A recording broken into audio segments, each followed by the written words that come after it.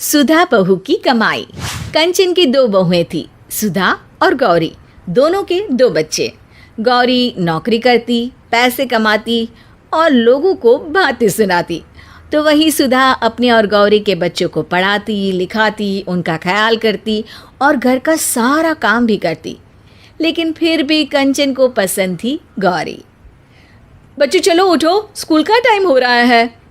भाभी, इन लोगों को आप अपने कमरे में ही सुला लिया करो ना, मैं डिस्टर्ब होती हूँ। वैसे भी आप क्या जानो ऑफिस में कितना काम होता है। अरे वाह, मैं तो चाची के पास सोऊंगा। अरे नहीं नहीं बेटा, बच्चों को माँ के पास ही सोना चाहिए। ये बोलकर सुधा बच्चों को साथ लेकर बाहर आ जाती है। अरे सुधा, क्या रोज रोज गौरी के कमरे में चली जाती है? पता है ना वो नौकरी करती है, थक जाती है बेचारी। तो क्या माँ बच्चे स्कूल नहीं जाएंगे?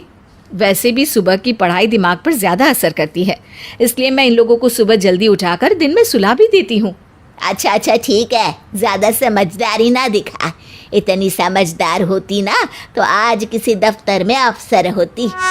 तभी सुधा के ससुर बोल पड़ते हैं। है तो अफसर, मेरे घर की लक्ष्मी और अफसर सब मेरी सुधा बिटिया ही है। अरे चुप रहो जी, मती मारी गई थी। बोल रही थी कि दोनों बहुएं कमाओ आनी चाहिए, लेकिन आप तो माने ही नहीं। मती मारी गई थी आपकी।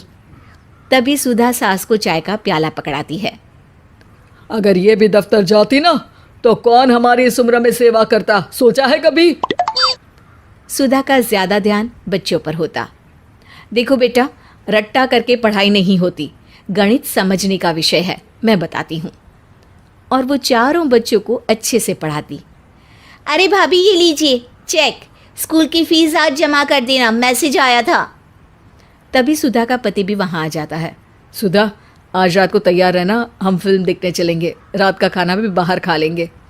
नहीं जी, कल राजू की परीक्षा है, मैं नहीं जा सकती। अरे राजू की परीक्षा है तो गौरी है ना, पढ़ाए अपने बच्चों को, तुम्हारी भी तो अपनी जिंदगी है ना। अरे कैसे बोल रहे हैं आप? क्यों गौरी पढ़ाए? आपको तो पता है कि वो सिर्फ मेरे समझाने से ही समझता है। पति वहाँ से चला जाता है। धीरे धीरे बच्चे बड़े होते जाते हैं। एक दिन गौरी और गौरी का पति, भैया मैं और गौरी कुछ दिनों के लिए बाहर जा रहे हैं, घर में रह रहकर उब गए हैं। कुछ दिनों की छुट्टी है, सोचा मन बदल जाएगा। अरे तुम लोग तो रोज बाहर जाते हो, घूमते हो, कभी सुधा को भी लेकर जाओ, वो भी तो घर में रह रहकर ऊब गई होगी, थोड़ा चेंज मिल जाएगा उसे। कैसी बात कर रहे हैं पिताजी? ये जो घर चल रहा है वो हम लोगों के बाहर जाने से ही चल रहा है। और हाँ, हमने कभी मना नहीं किया कि भाभी बाहर ना जाए। अरे बाबूजी कहाँ, समय ही कहाँ है। बच्चे छोटे थे तब तो सोच भी सकती थी, अब तो बड़े हो गए हैं, जिम्मेदारियाँ भी बढ़ गई है, मैं नहीं जा सकती। अरे रहने दो सुधा, बच्चे छोटे थे तब भी तुम कहाँ निकलती थी। तभी सुधा की बेटी आ जाती है। माँ, आपके लिए खुशखबरी है, मैंने डॉक्टरी की परीक्षा पास कर ली है।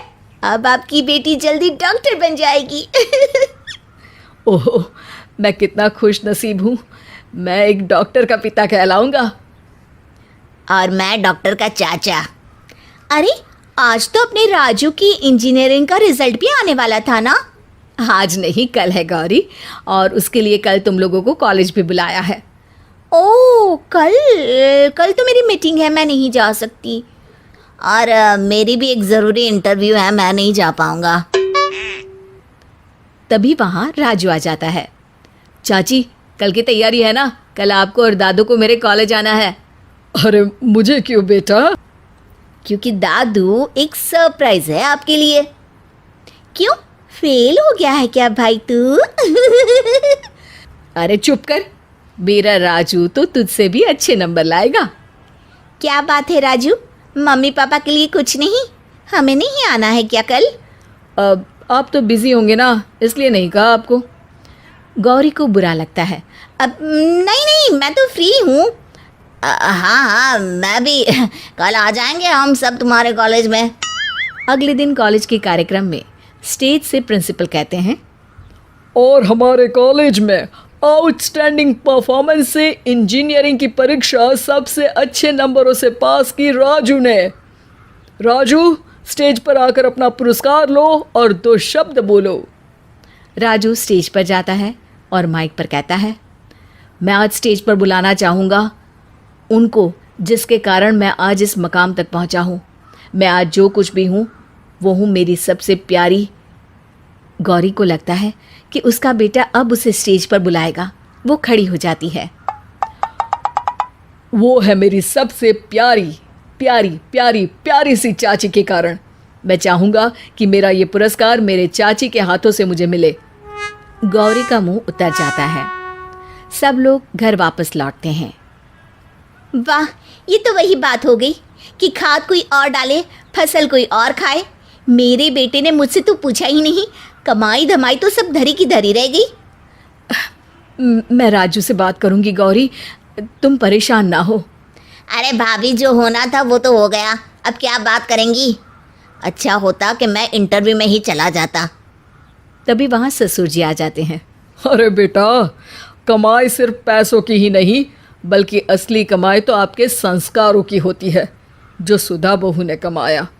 बच्चों के लिए दिया उसका त्याग और बलिदान, तो रंग तो आना ही था एक दिन।